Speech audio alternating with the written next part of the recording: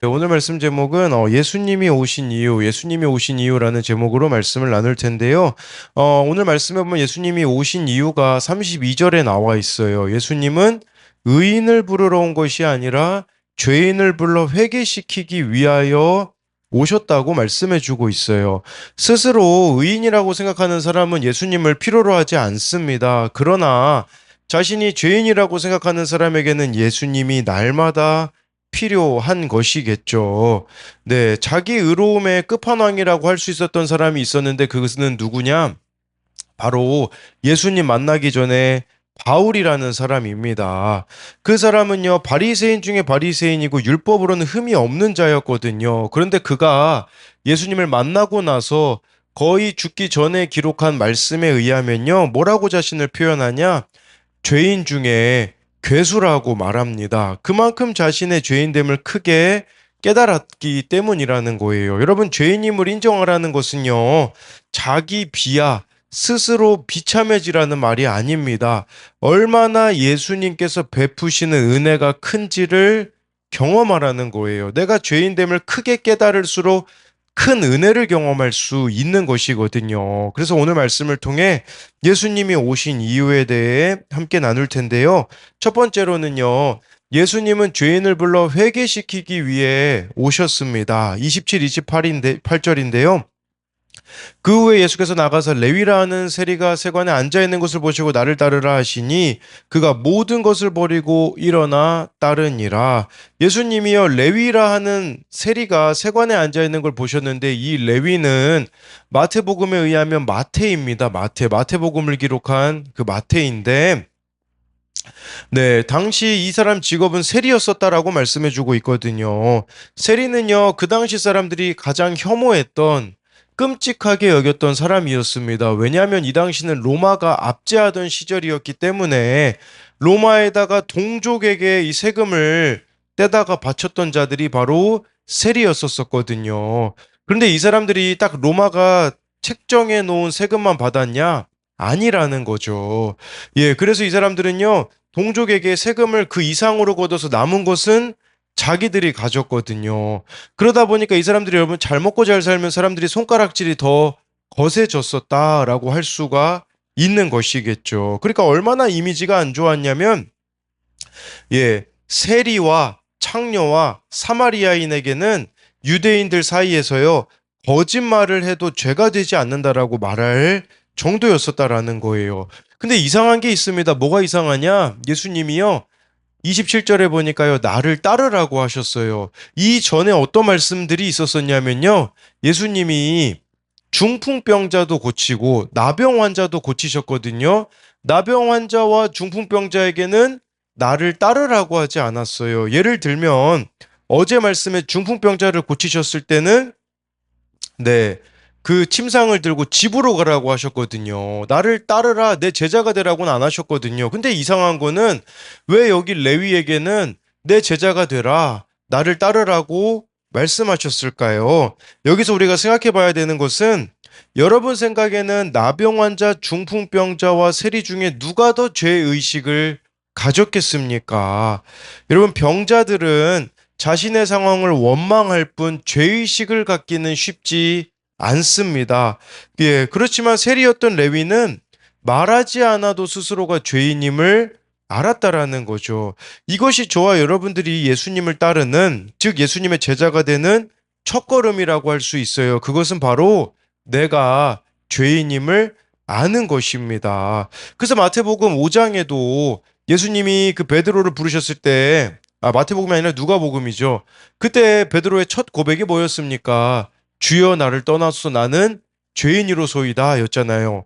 베드로가 제자가 된 거 죄인임을 깨달았기 때문이다 라고 할 수 있다면 여기 나와 있는 레위도 예수님의 제자가 될 수 있는 그 비결은 자신이 죄인이라는 것을 알았다라는 것이에요. 근데 어떤 사람은요, 이렇게 말하는 사람이 있어요. 나는 지은 죄가 많아서 예수님을 믿을 수 없다라고 말하는데 그만큼 어리석은 사람이 없다라는 거예요. 여기서 레위도 이렇게 예수님의 제자가 될 수 있는데 나라고 예수님의 제자가 되지 못하는 이유가 무엇이 있겠느냐라는 것이겠죠. 28절에요. 레위는요, 모든 것을 버리고 예수님을 따랐습니다. 예수님의 제자가 되는 데는 모든 것을 버리는 것이 기본인 것이겠죠. 우리는 포기하지 않으려고 하기에 제자의 삶을 제대로 시작하지 못하는 것이죠. 우리가 버려야 될 것이 있습니다. 무엇을 버려야겠습니까? 여러분들의 이전의 삶의 방식, 이전의 생각들을 버리셔서 이제는 예수님이 우리의 주인이 되어서 새로운 삶을 시작해야 된다라는 것입니다. 29절에 보니까요. 레위가 예수를 위하여 자기 집에서 큰 잔치를 하니 세리와 다른 사람이 많이 함께 앉아 있는지라. 레위가요 예수님을 따른다라는 게 너무 기뻤던 거예요. 그래서 잔치를 베풀었던 거예요. 이 잔치가 어떤 잔치였겠습니까? 다른 사람을 구원으로 인도하는 큰 잔치였을 뿐만 아니라 아마도 이 잔치는요, 세리 은퇴식이었을 겁니다. 난 더 이상 이제 세리로 살지 않겠다라고 큰 잔치를 베풀었는데, 여기 보니까요, 이 세리와 다른 사람이 많이 함께 앉아 있었다고 하는데, 마태복음에 보면요, 많은 세리와 죄인들이 왔다고 나와 있습니다. 이것이 우리들에게 의미하는 게 뭐겠습니까? 나와 어울리던 사람, 내 옆에 있는 사람, 자기 부류의 사람들부터 예수님을 만나도록 인도해야 된다라는 거예요. 내가 가깝게 지내고 있는 사람, 내 가족부터 복음 전파를 해야 된다라는 거죠. 레위는 지금 자기 인생에 찾아오신 예수님을 혼자만 알고 있을 수가 없었습니다. 인생을 살면서 자기처럼 만족하지 못하던 사람들, 상당히 가졌음에도 불구하고 직업이 있었음에도 불구하고 참 기쁨을 누리지 못했던 자들이 자기가 예수님을 만난 기쁨, 이 큰 기쁨을 누리기를 원했기 때문에 큰 잔치를 베풀었다라는 거겠죠. 그런 말이 있어요. 어떤 말이 있냐면요. 여러분 그리스도인들이요. 일평생 전도를 5년 안에 다 한다라는 말이 있습니다. 이게 무슨 말이냐면 누군가가 예수님을 믿으면요. 5년 안에 전도를 한다라는 거예요. 근데 5년이 지나면 어떻게 될까요? 큰 기쁨, 예수님으로 인한 이 기쁨을 잃어버리기 때문에 더 이상 전도를 하지 않는다라는 말이 있더라고요. 여러분, 내가 정말 큰 죄인이라는 것을 깨달으면 어떻게 될까요? 죽는 그날까지 예수님을 전하는 삶을 살아갈 것입니다. 그런데 우리의 문제는 뭐냐면 이 감격을 잃어버리기 때문에 더 이상 큰 잔치를 하지 않는 거죠. 큰 기쁨을 나누지 않는 것이라고 볼 수가 있는 것이에요. 30절에 보면요. 바리새인하고 서기관들에겐 이 모습이 불편했어요. 그래서 이렇게 비방해요. 세리와 죄인과 함께 왜 먹고 마시느냐라고 비방을 하는데 거기에 대해서 31, 32절에 예수님의 대답이 나와 있습니다. 예수께서 대답하여 이르시되 건강한 자에게는 의사가 쓸데없고 병든 자에게야 쓸데있나니 내가 의인을 부르러 온 것이 아니요 죄인을 불러 회개시키러 왔노라 라고 말씀해주고 있어요. 그러면 의사가요 병든 자를 찾아가지 않고 건강한 자만 찾아다닌다면 할 일이 없을 겁니다. 예수님은요 건강한 자가 아니라 병든 자를 고치러 오셨다라는 거예요. 그 병든 자가 누구냐? 바로 의인이 아니라 죄인이라고 말씀해주고 있죠. 예수님은 죄인을 불러 회개시키러 오셨다라는 거예요. 그래서 예수님은 죄인을 불러 회개시키러 오셨는데 근데 문제는 뭘까요? 내가 스스로 건강한 자라고 생각을 하는 거예요. 이게 무슨 말일까요? 나는 문제가 없어. 나는 완전해. 이렇게 생각하는 자. 그게 문제라는 거겠죠. 내가 의인이라고 말한다면 예수님이 도우실 수가 없는 것입니다. 저와 여러분들이 예수님을 따르는 제자가 되려면 병든 모습, 죄인의 모습으로 주님 앞에 서야 하는 거예요. 나의 병든 부분을 인정하셔야 됩니다. 여러분, 완벽한 인간이 어디 있습니까? 우리 다 병든 부분이 있잖아요. 그 부분을 인정하고 내가 죄인이라는 것을 인정함으로 회개하는 거, 그게 예수님이 우리에게 원하시는 거예요. 어른용 큐티 묵상 간증 나는 바리새인이다 라는 부분에 보면요. 부모님의 치매 악화와 자신의 우울증 재발로 힘든 시간을 보내게 되었다라는 분의 간증이 나오는데 간증 마지막 부분에 이런 내용이 나오더라고요. 하지만 감사하게도 아내와 공동체의 기도로 다시 일어설 수 있었습니다. 또한 평생 선한 모습만 보이시던 어머니가 치매로 악한 속마음과 수치스러운 모습을 드러내시니 그동안 바리새인처럼 위선적이고 살아온 제 죄를 보게 되었습니다. 저의 구원을 위해 부모님이 치매로 수고하신다는 생각이 듭니다. 죄인인 저와 병든 부모님을 불러 회개시키러 오신 주님, 감사합니다.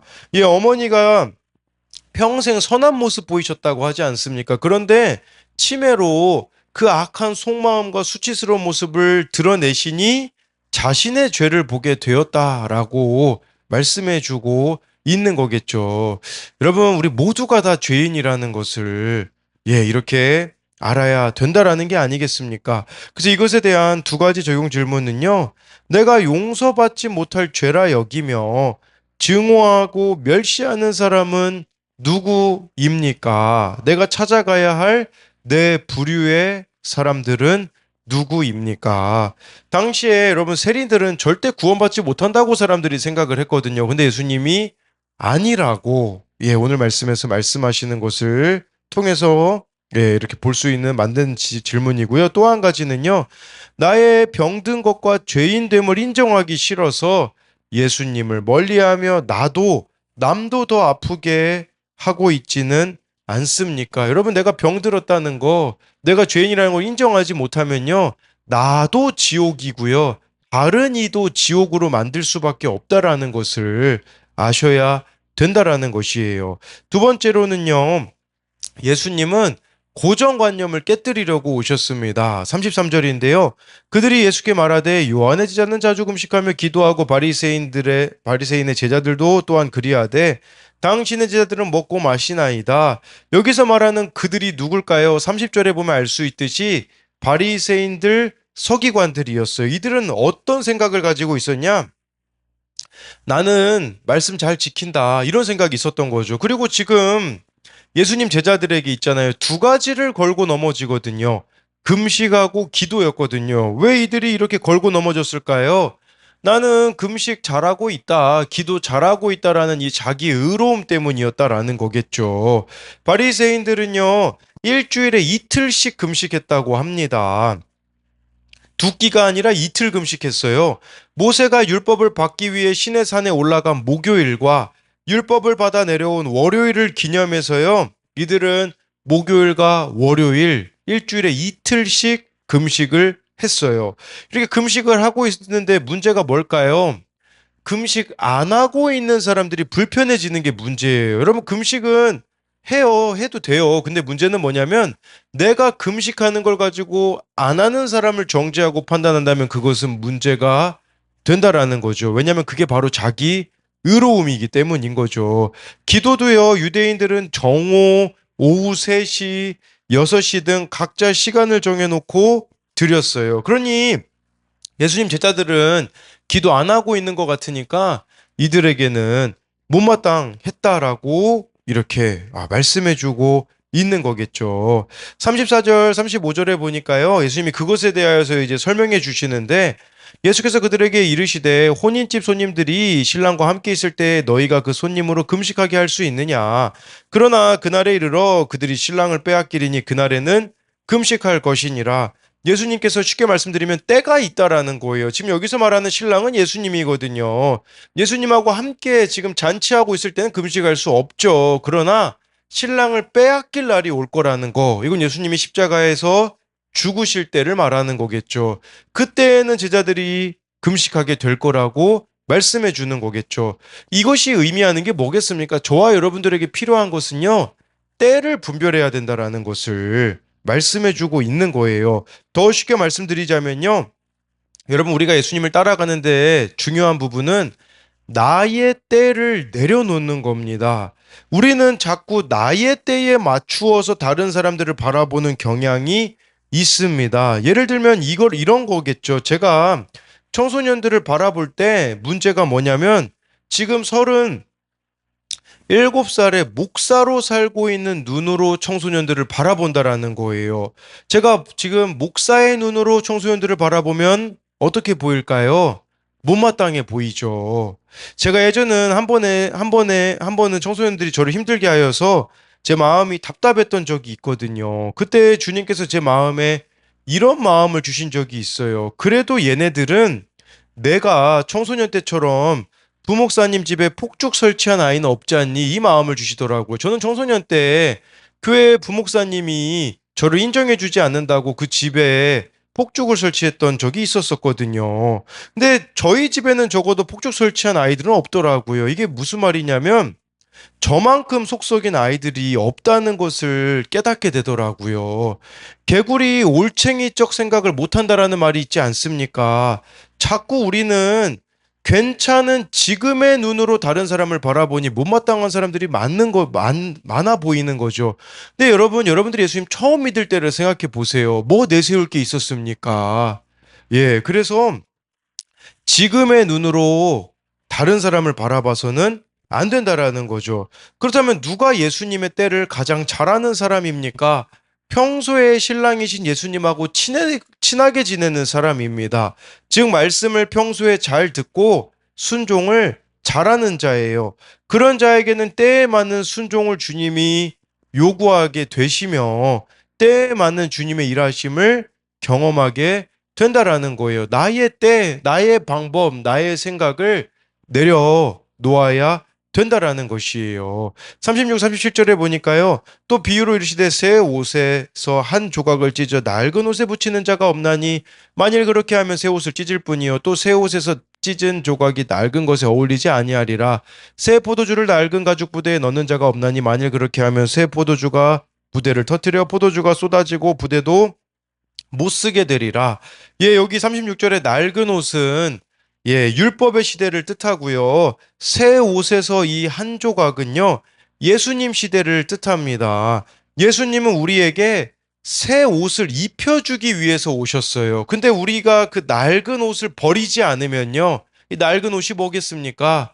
저와 여러분들의 낡은 가치관, 낡은 고정관념, 예수 믿기 이전의 삶을 버리지 않으면 안 된다라는 것이에요.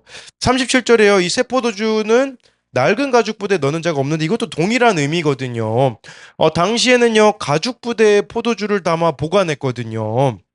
새 가죽으로 만든 부대는 술을 넣는 만큼 잘 늘어나 많은 양을 담을 수 있었지만 낡은 가죽 부대는요. 이미 설탕이 스며들어 딱딱해져서요. 조금만 더 부으면 터져버렸어요. 여러분, 내가 낡은 가죽 부대인가 새 가죽 부대인가 어떻게 알 수 있을까요?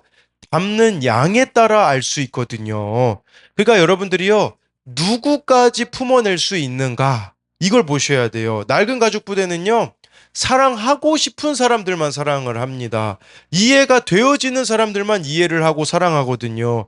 새 포도주가 된다라는 것은 어떤 의미가 있겠습니까?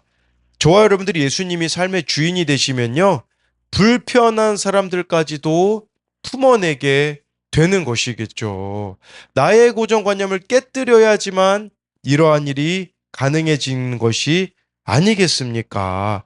그렇기에 정말 저와 여러분들이요, 예수님이 주인이 되어서 새 옷을 입는, 예수님이 주인이 되어서 새 가죽 부대가 되어서 어떤 이들이라도 사랑해내고 품어낼 수 있는, 아까 제가 말씀드린 것처럼 그리스도인들이 5년 안에 평생 전도를 다 한다고 하지 않습니까? 그런데 우리가 날마다 예수님이 주인이 된다면 죽는 그 순간까지 예수님 전하다가 가야 되는 인생이 아니겠습니까? 그래서 정말 예수님으로 날마다 새로워지는 저와 여러분들이 되었으면 좋겠습니다. 이것에 대한 적용 질문은요. 각종 중독과 죄에서 헤어나지 못하는 변화되어야 할 가족이 있습니까? 그들이 변하기를 원한다고 하면서 나의 낡은 집착과 편견을 갖다 붙이며 찢어지게 하지는 않습니까? 쉽게 말하면 여러분들의 나의 방법으로 상대방을 변화시키려고 하고 있지 않느냐라는 거예요. 근데 주님이 원하시는 것은 내가 새 부대가 되는 거거든요. 그래서 여기 나와 있잖아요. 내가 새 부대가 되어 다른 가치관과 다른 태도를 가지는 것이 가장 빠른 변화의 길임을 알고 있습니까? 예, 여러분, 내가 변해야 됩니다. 그래야 내 옆 사람이 변화되어집니다. 또 한 가지는요, 새로운 한 해를 시작하며 새 부대가 되기 위해 내가 이제 버려야 할 고정관념은 무엇입니까? 기도하겠습니다. 살아계신 하나님 앞에 이렇게 11조 신앙 고백을 드린 손길을 기억하여 주사. 정말 신앙 고백, 이 11조를 드린다라는 것은 하나님이 나의 인생의 주인이십니다라는 이 고백입니다. 정말 하나님을 주인으로 모시고 살아갈 때에 하나님, 여러 가지 일들을 당할 수 있겠지만 그 가운데 하나님께서 피할 길을 내어 주시옵시고, 어떤 상황이 있다고 할지라도 하나님의 주인 되심을 고백하며 나아갈 때에 상황과 환경을 뛰어넘어서 역사하신 하나님을 경험하게 하여 주옵소서. 오늘 말씀에 레위가 나옵니다. 레위는 당시 사람들의 시선으로는 용서받지 못할 세리였습니다. 근데 예수님께서는 세리를 제자로 부르십니다. 예수님의 제자됨의 첫 단추는 내가 죄인임을 아는 것이라고 하였는데, 우리가 예수님의 제자로 살아가기 위해서 날마다 말씀을 통해 내가 죄인이라는 것을 보게 하여 주옵소서. 우리는 자꾸 옛날 가치관, 낡은 가치관으로 살아가려고 합니다. 옛사람으로 살아가려고 하지만 예수님이 내 삶의 주인이 됨으로써 정말 우리가 새 가치관, 또 주님이 말씀하시는 대로 말씀하시는 그대로 순종함으로써 때를 분별할 수 있게 하여 주옵소서. 그리하여서 정말 전도를 5년 안에만 하는 게 아니라 날마다 이 말씀이 깨달아져서 손과 발이 가는 적용을 믿지 않는 자들을 향하여서 해 나아갈 때에 이 구원의 역사가 우리가 주님 앞에 서는 그날까지 계속해서 이루어질 수 있도록 주님께서 함께하여 주옵시고, 또한 우리가 이 새해 가운데에 주님 앞에 이제는 변화된 모습으로 새 사람으로 살아갈 수 있는, 예수님이 나의 삶의 주인이 되는 그 삶으로 이번 한 해에도 다른 가치관으로 살아낼 수 있는 우리들이 되게 하여 주실 것을 믿으며 살아계신 예수님 이름으로 기도드립니다. 아멘.